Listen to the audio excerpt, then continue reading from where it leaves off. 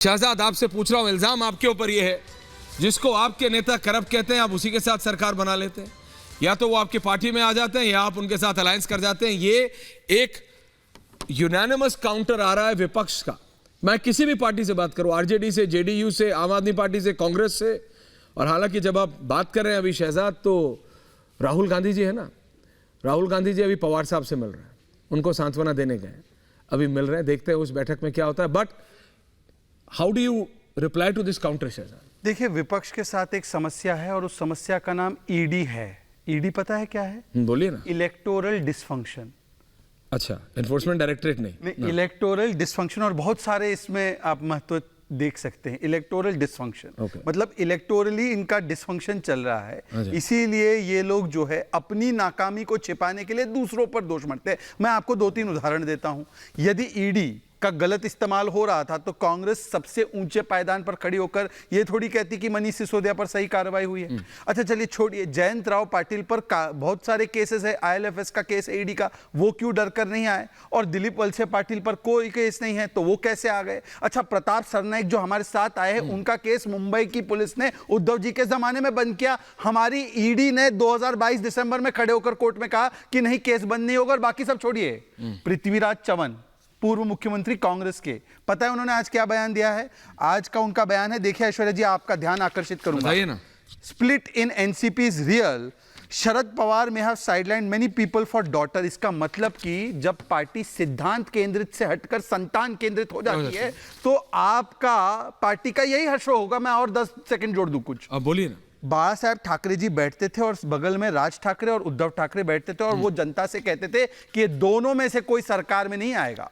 पर फिर उद्धव जी ने कैसा कटप्पा वाला किरदार निभाया कि हमारे साथ वोट लेकर उनके साथ चले गए, केवल मुख्यमंत्री के लालच में, जिनको आजीवन बाला साहब जी ने गालियां दी, जिनको आजीवन बाला साहब जी ने कहा कि मैं दुकान बंद कर दूंगा पर इनके साथ नहीं जाऊंगा। फिर उन्होंने सावरकर जी के साथ कॉम्प्रोमाइज किया, हिंदुत्व पर कॉम्प्रोमाइज किया, तो पूरी पार्टी हमारे साथ आ गई, वो अकेले परिवार रह गया। आप ये कह रहे हैं ना मेरे साथ? हाँ, ऐसा ही एनसीपी के साथ हुआ। और इसीलिए देखिए मैं आपको बताऊं, और ये जो ऑपोजिशन यूनिटी है, ये ऑपोजिशन यूनिटी है ना, इसका गर्भपात एनसीपी के प्रकरण से पहले हो गया था। It had aborted before NCP issue happened. I tell you how. Aam Aadmi party Congress को गरिया रही थी ऑर्डिनेंस पर, ओमर अब्दुल्ला आम आदमी पार्टी को गरिया रहे थे 370 पर, अखिलेश यादव ने तो यूपीए का अंतिम संस्कार करते हुए पीडीए बना ही दिया था। वो जाकर केसीआर से मिले, जिसको कांग्रेस बी टीम बोलती है। कांग्रेस टीएमसी को गाली दे रही थी, कांग्रेस लेफ्ट को गाली दे रही थी, तो इनका यूनिटी था कहां? यूनिटी है। मेरे साथ एनसीपी के वरिष्ठ नेता, और जिन्होंने 1-2 साल नहीं शहजाद, 40 साल भारतीय जनता पार्टी में बिताए, एकनाथ खड़से जी भी है। एकनाथ खड़से जी, क्या यह सही नहीं है कि एनसीपी के सारे विधायक कह रहे थे कि भाई चलो बीजेपी के साथ, और पवार साहब भी पहले मान गए थे लेकिन बाद में पलटी मार गए, जिसके चलते यह सब हो रहा है। एकनाथ खड़से जी, नाम कहां है? हाँ देखिए, महाराष्ट्र के विधानसभा के चुनाव के लिए 1 साल है जी, और अभी जो घटनाएं घट रही है तो इसमें ज्यादातर आमदार पहले ही ऐसे अस्वस्थ थे जो अपोजिशन में रहना नहीं चाहते थे। नेता लोग जब चले गए तो नेताओं के फॉलोअर्स जितने एमएलए है उतने भी उधर चले गए। नेता किस कारण से गए ये तो पूरी दुनिया जानती है कि अलग अलग कारण 2-3 हो सकते हैं, कि ईडी का भी कारण एक उसमें से हो सकता है। सबसे ये बड़ी बात ये है कि सत्ता चाहिए, किसी भी इसमें सत्ता चाहिए। माननीय अजय दादा पवार 5 बार उप मुख्यमंत्री हुए, इसके बाद पहले भी उन्होंने कई बार सत्ता के लिए वो कभी देवेंद्र जी के साथ गए, कभी एनसीपी के साथ सत्ता में रहे, अभी उस बीजेपी के साथ सत्ता में फिर से जा रहे हैं। तो मतलब सत्ता के लिए लोग सब कुछ भी कर सकते हैं। पर राजनीति में और क्या होता है? नहीं मतलब खड़से साहब, आपने कोई 1-2 साल नहीं, आपके पास 4 दशक का राजनीतिक एक्सपीरियंस है खड़से साहब, इन फुल बड़ा।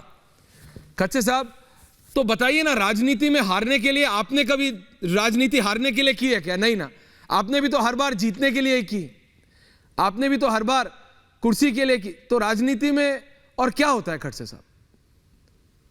देखो, 40 साल, मैं करीबन 42 साल से राजनीति में हूँ जी, और 42 साल में से 40 साल मैंने बीजेपी में गुजारे हैं जी। बीजेपी में जब मैं आया तो मैं कभी जिंदगी में एक भी इलेक्शन हारा नहीं। जी। मैं 6 बार एमएलए का इलेक्शन कंटिन्यूअसली जीत के आया।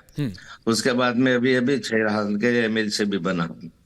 तो मेरा ऐसा है कि पहले जो बीजेपी थी उसमें और आज के बीजेपी में बड़ा अंतर है।